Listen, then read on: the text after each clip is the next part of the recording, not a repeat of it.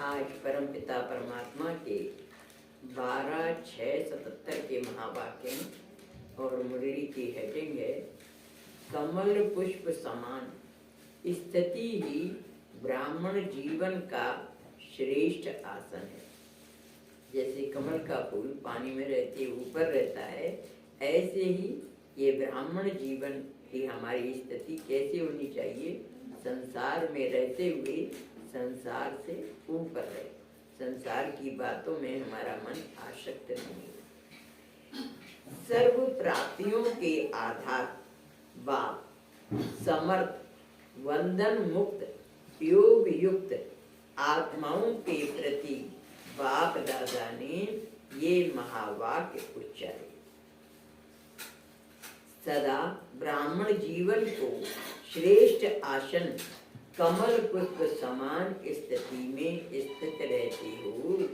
बाबा पूछ रहे बच्चों से, सदा ब्राह्मण जीवन का जो श्रेष्ठ आसन है कमल पुष्प के समान, तो वैसी स्थिति हमेशा रहती है।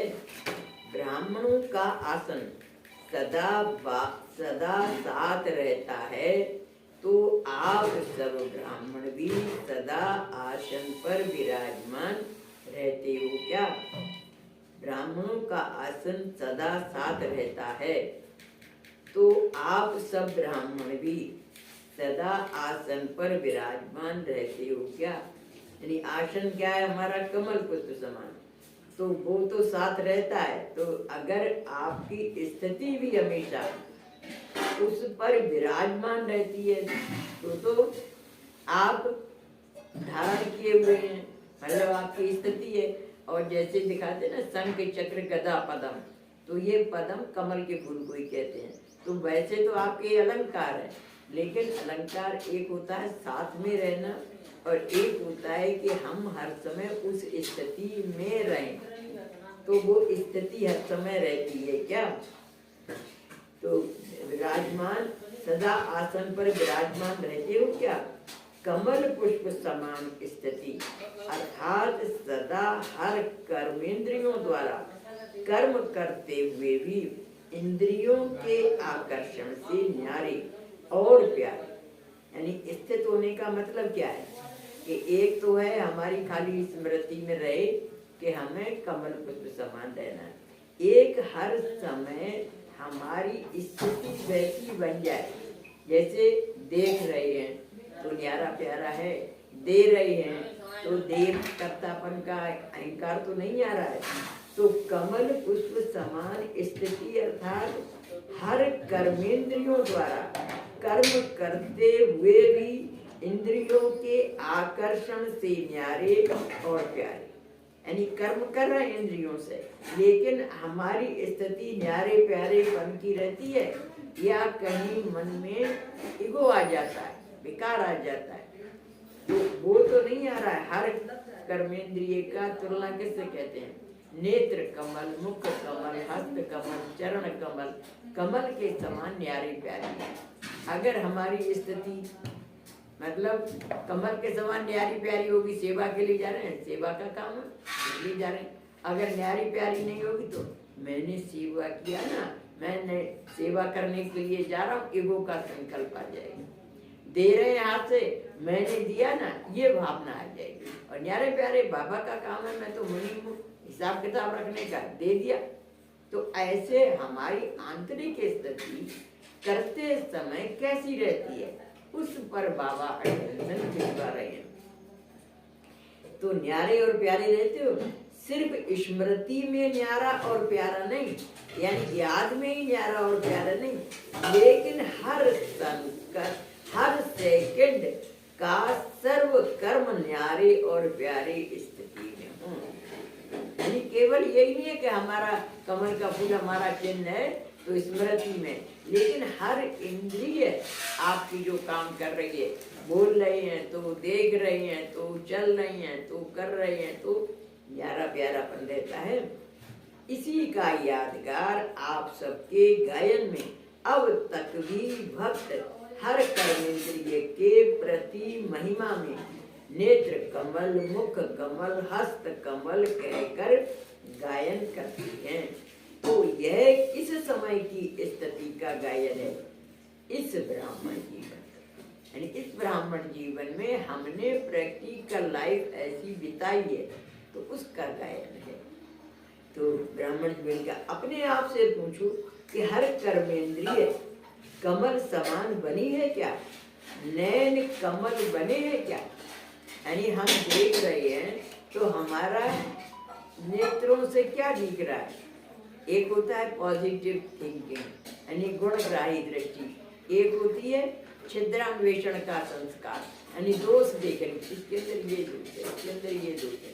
ये दोष देखने की नेचर है या गुणग्राही दृष्टि है? तो आप वायु बाबा कह रहे हैं कि अपने हर कर्मेंद्रिय के कर्म इंद्रिय के प्रति महिमा में नैन कमल, मुख कमल, हस्त कमल कहकर गायन करते हैं। तो ये किस समय की स्थिति का गायन है? इस ब्राह्मण जीवन का। अपने आप से पूछो कि हर कर्मेंद्रिय कमल समान बनी है?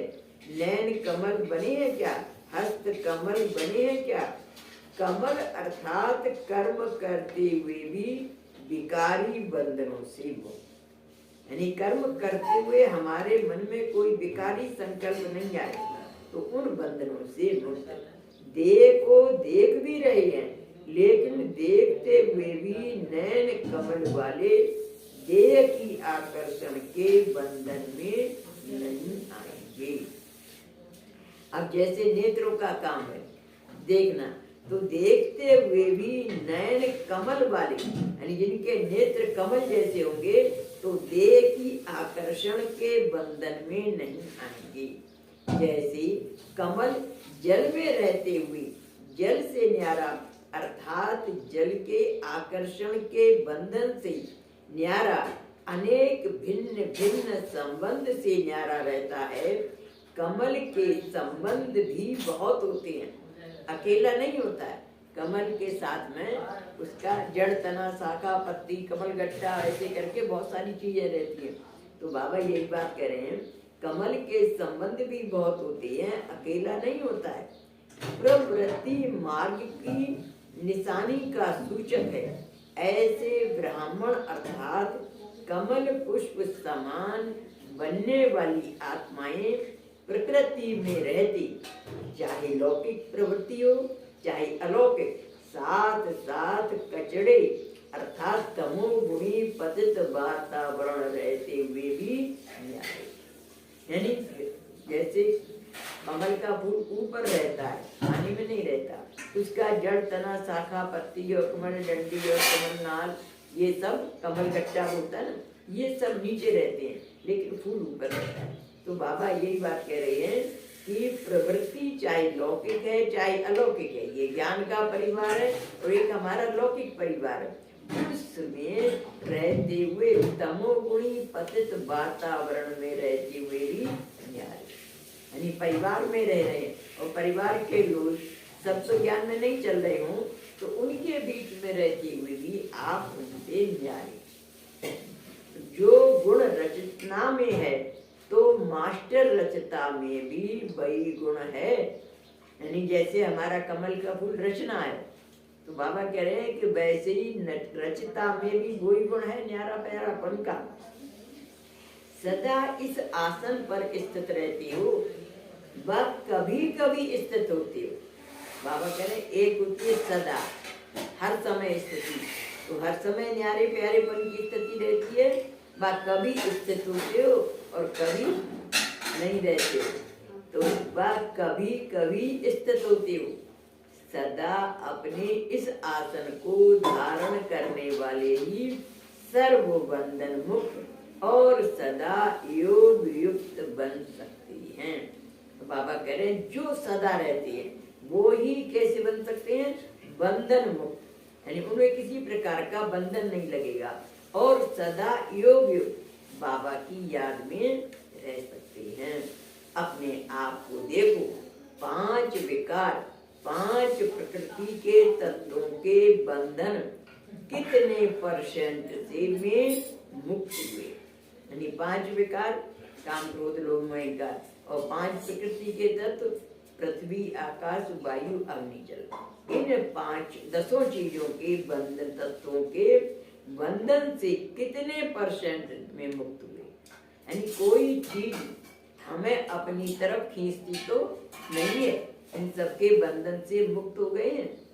लिप्त आत्मा हो व मुक्त आत्मा हो, यानी हर एक अपने आप को चेक करे कि मेरे जो संकल्प हैं वो बंधन वाले आते हैं, क्या करूं, कैसे करूं, ये आता है, या बंधन मुक्त है? बंधन मुक्त माने उल्टा पंछी। आप सबने बाप दादा से वायदा किया है कि सब को छोड़कर आपके ही बनेंगे, जो कहेंगे, जैसे कराएंगे, जैसे चलाएंगे, वैसे चलेंगी। वायदा निभा रहे हो क्या? सारे दिन में कितना समय वायदा निभाते हो और कितना समय वायदा भुलाते हो? बाबा पूछ रहे हैं कि सारे दिन में चेक करो कि कितना समय हम वायदा निभाते हैं। बाबा को जो प्रॉमिस किया है कि जैसे आप चलाएंगे वैसे चलेंगे, जैसे रखेंगे वैसे रहेंगी, तो वायदा निभा रहे हो? सारे दिन में कितना समय वायदा निभाते हो और कितना समय वायदा भुलाते माने भूल जाते हो? गीत रोज गाते हो, मेरा तो एक शिव बाबा दूसरा ना कोई, ऐसी स्थिति है क्या? जैसे भक्ति में अपन गाते रहते थे, विषय विकार मिटाओ पाप रो देवा, छोड़ दो, एक भी नहीं थे। तो बाबा यहाँ पर भी ऐसे ही पूछ रहे हैं कि सारे दिन गाते रहते हो कि हम आपके साथ वायदा किया, वायदा निभाते हो? गीत रोज गाते हो, मेरा तो एक शिव बाबा दूसरा ना कोई, ऐसी स्थिति है क्या मन में? और किसी चीज, व्यक्ति, वस्तु, वैभव के प्रति आकर्षण तो नहीं है, ये चेक करो। दूसरा कोई संबंध, स्नेह, सहयोग व प्राप्ति व्यक्ति व वैभव द्वारा बाप से किनारा करने वाला रहा है क्या? यानी संसार का कोई संबंध है या कोई वस्तु है या वैभव है, वो हमारे को बाबा से अलग तो नहीं कर देता है, अपनी तरफ आकर्षित तो नहीं कर लेता है, तो किनारा करने वाला रहा है क्या? है कोई व्यक्ति व वस्तु जो बंधन युक्त आत्मा को बंधन मुक्त आत्मा को अपने आकर्षण के बंधन में बांधने वाली हो? नहीं, बाबा पूछ रहे हैं कि ऐसी कोई व्यक्ति या वस्तु ऐसा है जो बंधन मुक्त आत्मा को अपने आकर्षण के बंधन में बांधने वाली हो? जब दूसरा कोई नहीं तो निरंतर बंधन मुक्त और योग युक्त आत्मा का अनुभव करते हो क्या? जब कोई बंधन नहीं है तो फिर क्या हर समय वैसा अनुभव करते हो कि निरंतर में योग युक्त हूँ, बंधन मुक्त हूँ?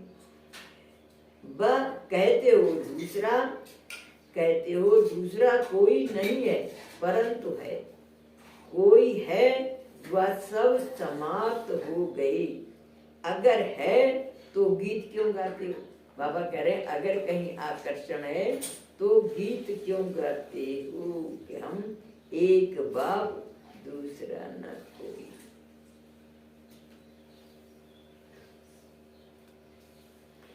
हाँ, तो गीत क्यों गाते हो? बाप दादा को खुश करने के लिए गाते हो क्या? देखो बाबा कह रहे हैं बच्चों, बाप दादा को खुश करने के लिए गाते हो क्या? एक बाप दूसरा ना कोई। गीत गाते क्यों? बाप दादा को खुश करने के लिए गाते हो, बाप कहकर अपनी स्थिति बनाने के लिए गाते हो, या बार बार कहकर अपनी स्थिति बनाने के लिए गाते हो? ब्राह्मण जीवन की विशेषता जानते हो क्या है? ब्राह्मण अर्थात सोचना, बोलना, करना सब एक ही हो। यानी ब्राह्मण का मतलब क्या है कि हमारा सोचना, बोलना और करना तीनों समान होने चाहिए, करना सब एक ही हो, अंतर ना हो, तो ब्राह्मण जीवन की विशेषता कब धारण करेंगे। अभी व अंत में कई ऐसे भी बच्चे हैं जो स्वयं के पुरुषार्थ के बजाय समय पर छोड़ देती हैं।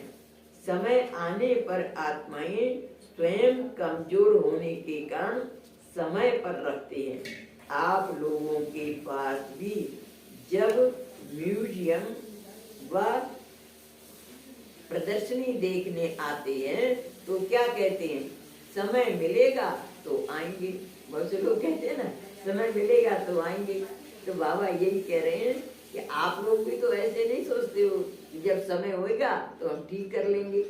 अभी हमको समय नहीं है, यह अज्ञानियों के बोल हैं, क्योंकि समय के ज्ञान से अज्ञानी है। लेकिन आपको तो ज्ञान है कि कौन सा समय चल रहा है।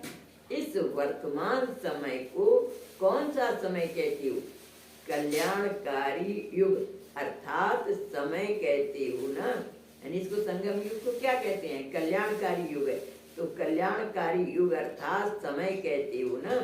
सारे कल्प की कमाई का समय कहते हो। श्रेष्ठ कर्म रूपी बीज बोने का समय कहते हो। 5000 वर्ष के संस्कारों का रिकॉर्ड भरने का समय कहते हो। विश्व कल्याण विश्व परिवर्तन का समय कहते हो। समय के ज्ञान वाले भी वर्तमान समय को गंवाते हुए आने वाले समय पर छोड़ दें तो उसको क्या कहा जाए। यानी बाबा समय की कीमत बता रहे हैं। इस समय का इतनी इम्पोर्टेंस कहते हो कि विश्व परिवर्तन करने वाला है, कल्याणकारी है, हमारे भाग्य बनाने का है, कमाई करने का समय। फिर भी कहते हो समय पे कर लेंगे, तो कौन सा और समय आए भाई। वर्तमान है समय ना। किसी ने देखा है हमारी आयु कितने समय तक की है और कब विनाश हो जाए। दोनों बातें अनसर्टेन है। न तो किसी को अपनी आयु का मालूम है कि हम बाद में कर लेंगे, न ये मालूम है कि विनाश कौन सी डेट को होगा। जब समय बीत जाएगा फिर करने से क्या फायदा होगा। फिर तो क्या कहावत है ना, अब पछताए क्या हो जब चिड़िया चुन गई। ठीक, तो समय के ज्ञान वाले भी वर्तमान समय को गंवाते हुए आने वाले समय पर छोड़ दें तो उसको क्या कहा जाएगा। समय भी आपकी क्रिएशन रचना है। अब कह रहे हैं समय भी आपकी रचना है। आप तैयार हो जाएंगे तो ऑटोमेटिकली विनाश हो जाएगा। विनाश किस लिए रुका हुआ है कि सीट पर सेट होने वाले बच्चे पूरे तैयार नहीं हैं। विनाश करा दे और सीट पर बैठने वाला नहीं हो तो कौन बैठेगा सीट पर, इसलिए विनाश रुका हुआ है। तो बाबा कह रहे हैं कि समय भी आपकी क्रिएशन रचना है। क्रिएशन के आधार पर क्रिएटर यानी रचयिता का पुरुषार्थ हो, अर्थात समय के आधार पर स्वयं का पुरुषार्थ हो। क्रिएटर को क्या कहा जाएगा, यानी क्रिएटर को क्या कहा जाएगा, वो रचना के अधीन हो गया। रचना के अधीन हो गया ना कि हम समय होएगा तो कर लेंगे। तो समय भी तो हमारी रचना है ना।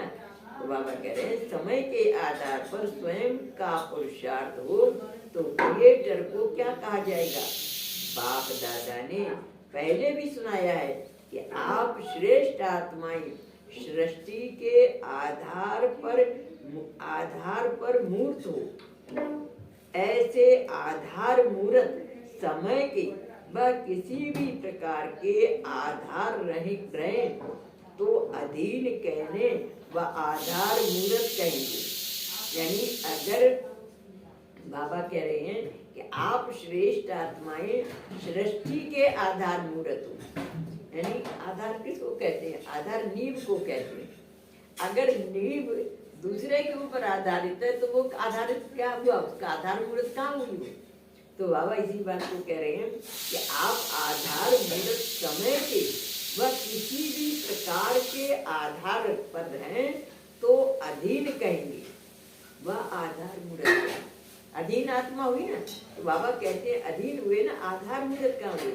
तो अपने आप को चेक करो कि सृष्टि के आधारभूत आत्मा किसी भी प्रकार के आधार पर तो नहीं चल रही हैं। यानी हम किसी के डिपेंडेंट होकर के नहीं चले। अगर हम किसी के ऊपर निर्भर हैं तो माना हम आधार, उसका आधार लिए बैठे।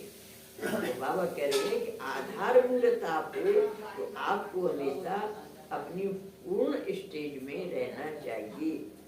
तो आधारभूत आत्मा किसी भी प्रकार के आधार पर तो नहीं चल रही है, सिवाय एक बाप के आधारभूत किसी भी हद के सहारे के आधार पर चलने वाली आत्मा तो नहीं है।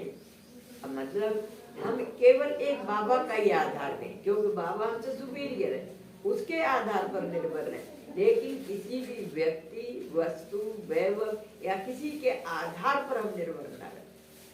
भगवान तो हमारे से सीनियर है ना, तो उसके ऊपर आधारित है तो ठीक है। बाबा यही बात कह रहे हैं, सिवाय एक बाप के आधार मूर्त किसी भी हद के सहारे के आधार पर चलने वाली आत्मा तो नहीं है। वायदा तो यही किया है कि मेरा तो एक ही सहारा है, लेकिन प्रैक्टिकल क्या है? एक सहारे का प्रैक्टिकल प्रमाण क्या अनुभव होगा? सदा एक अविनाशी सहारा लेने इस कलयुगी पतित दुनिया से किनारा किया हुआ अनुभव करेगा। यानी जिसको एक परमात्मा का सहारा होगा वो कलयुगी दुनिया से किनारा किए हुए होगा। उसका किसी व्यक्ति वस्तु में आकर्षण नहीं होगा या उसके ऊपर वो डिपेंडेंट नहीं होगी। तो प्रैक्टिकल प्रमाण क्या अनुभव होगा? सदा एक अविनाशी सहारा लेने इस कलयुगी पतित दुनिया से किनारा किया हुआ अनुभव करेगा। ऐसी आत्मा को जीवन, ऐसी आत्मा की जीवन नैया कलयुगी दुनिया का किनारा छोड़ चली। यानी ऐसी आत्मा होगी ना जिसको किसी भी देहधारी का, किसी का भी सहारे की जरूरत नहीं होगी, तो ऐसी आत्मा की जीवन नैया कलयुगी दुनिया का किनारा छोड़ चली। सदा स्वयं की कलयुगी पतित विकारी आकर्षण से किनारा किया हुआ अर्थात परे महसूस करेंगी। तो ऐसी जो आत्मा होगी वो क्या समझेगी कि कलयुगी दुनिया से मैंने किनारा कर दिया, किसी भी विकारी आकर्षण में मेरा मन नहीं है, बुद्धि नहीं लगी है, अर्थात परे महसूस करेंगे। कोई भी कलयुगी आकर्षण उसको खींच नहीं सकते। जैसे साइंस के द्वारा धरती के आकर्षण से परे हो जाते, यानी स्पेस में चले जाते अर्थात दूर चले जाते। अगर किसी भी प्रकार की आकर्षण चाहे देह के संबंध की व देह के पदार्थ की आकर्षित करती है, इससे सिद्ध है कोई न कोई के सहारे का प्रत्यक्ष प्रमाण विनाशी अल्पकाल का सहारा होने के कारण प्राप्ति भी अल्पकाल की होती है, अर्थात विनाशी थोड़े समय के लिए होती है। अगर किसी भी प्रकार का सहारा अनुभव करते हैं तो जो उनको प्राप्ति भी होगी ना वो अल्पकाल की विनाशी होगी। और जो अपने आप को राजा की तरह से रहते हैं, आइए मनाड़ चौफाल आई सर्वे, जो कुछ दिखाई दे रहा उस सबका मैं राजा हूँ, ऐसी जिनके मन में फीलिंग होती है वे सदा काल के राजा बन करके रहते हैं। तो बाबा कह रहे हैं जैसे कई लोग कई कहते हैं कि थोड़ा थोड़ा अनुभव होता है, याद रहती है, शक्ति मिलती है, शक्ति स्वरूप का अनुभव होता है, लेकिन सदा नहीं रहता। इसका कारण क्या है? अवश्य एक सहारे के बजाय कोई न कोई हद के सहारे का आधार लिया हुआ। अगर सदैव स्थिति एक रस नहीं रहती है, माना कोई हद का सहारा लिया हुआ है जो सदा नहीं रहती है। एक सहारे के बजाय कोई न कोई हद के सहारे का आधार लिया हुआ है। आधार भी हिलता है और स्वयं भी हिलता है, अर्थात हलचल में आते हैं। तो अपने आधार को चेक करो। चेक करना आता है क्या? चेक करने के लिए दिव्य अर्थात समर्थ बुद्धि चाहिए। यानी बुद्धि फिर कैसी होनी चाहिए? बुद्धि में कभी कोई कमजोरी का संकल्प नहीं आना चाहिए। मैं किसी के ऊपर आधारित हूँ, ये संकल्प नहीं आना चाहिए। तो चेक करने के लिए दिव्य अर्थात समर्थ बुद्धि चाहिए। अगर नहीं तो बुद्धिमान आत्माओं के सहयोग से अपनी चेकिंग करो। अगर नहीं है तो बुद्धिमान आत्माओं के सहयोग से, जो आपसे ज्यादा बुद्धिमान है, उनके सहयोग से अपनी चेकिंग करो। बाप दादा ने हर ब्राह्मण आत्मा को जन्म होते ही दिव्य समर्थ बुद्धि और दिव्य नेत्र ब्राह्मण जन्म का वरदान रूप में दिया है। यानी बाबा का जब हम बच्चा बनते हैं तो बाबा हमारी बुद्धि को भी दिव्य बना देते हैं, समर्थ बना देते हैं। और दिव्य नेत्र यानी देखने में भी हमारे बॉडी कॉन्शियस नहीं रहे, दिव्य नेत्र बनाते हैं। तो दिव्य नेत्र ब्राह्मण जन्म का वरदान रूप में दिया है। वह यूं कहो कि ब्राह्मण के बर्थडे की सौगात दी है। यानी बाबा के बच्चे बने तो हमारी बुद्धि भी दैहिक वाली नहीं रहे और हमारा देखना भी, नेत्र भी हमारे पवित्र बन जाए। हम आत्मा की दृष्टि से देखें, बॉडी का से नहीं देखें। तो बाबा कह रहे हैं ये सौगात बाबा ने सबको दी है, ऐसे नहीं किसी को दी किसी को नहीं दी है। गिफ्ट यानी सौगात बाप द्वारा हरेक को प्राप्त है। क्या अपने जन्म की गिफ्ट को संभालना आता है? अब जन्म दिया, बाबा का बच्चा बना, सबको ही दिव्य बुद्धि और दिव्य नेत्र दिया, लेकिन उसको संभालते नहीं है तो फिर बॉडी कॉन्शियस में आ जाता, मेरा तेरा अपना पराया। भगवान ने तो नहीं कहा तो मेरा तेरा अपना पराया करो। आत्मा हो, हम भी आत्मा तुम भी आत्मा, आपस में सब भाई भाई। तो भाई भाई की दृष्टि नहीं रहती है, बॉडी कॉन्शियस वाली दृष्टि आ जाती है। तो वो डिवाइन बुद्धि फिर पक्षपात वाली बात कर रही है, सोच लेती है, देखने में पक्षपात हो जाता है। तो बाबा यही बात कह रहे हैं कि गिफ्ट को संभालना आता है क्या? अगर सदैव इस गिफ्ट को यथार्थ रीति से यूज करो तो सदा कमल पुष्प समान रहो। अगर हमेशा हमारी आत्मिक दृष्टि रहे तो हमारे अंदर कमल पुष्प समान स्थिति बनी रहे। तो सदा कमल पुष्प समान रहो, अर्थात सदा कमल पुष्प समान स्थिति के आसन पर स्थित रहो। समझा? क्या चेकिंग करनी है? सर्व कर्म इंद्रियां कहाँ तक कमल बनी हैं, ऐसे कमल समान बनने वाले सदा आकर्षण से परे अर्थात सदा हर्षित रहेंगे। यानी जो ऐसे कमल पुष्प समान जीवन व्यतीत करते हैं उनका कहीं भी आकर्षण नहीं होगा। तो आकर्षण से परे और सदा हमेशा खुश मिजाज हर्षित रहेंगी। सदा हर्षित न रहना अर्थात कहाँ न कहाँ आकर्षित होते हैं तब हर्षित नहीं है।